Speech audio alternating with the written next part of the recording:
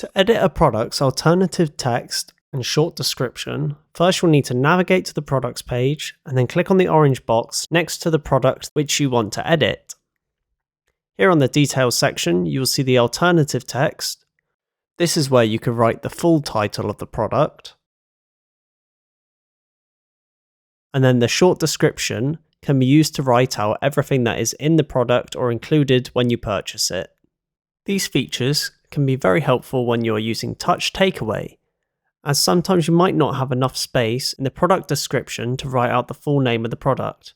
However, this is fine because in Touch Takeaway, the alternative text shows up as the title of the product and the short description will show up in smaller writing underneath.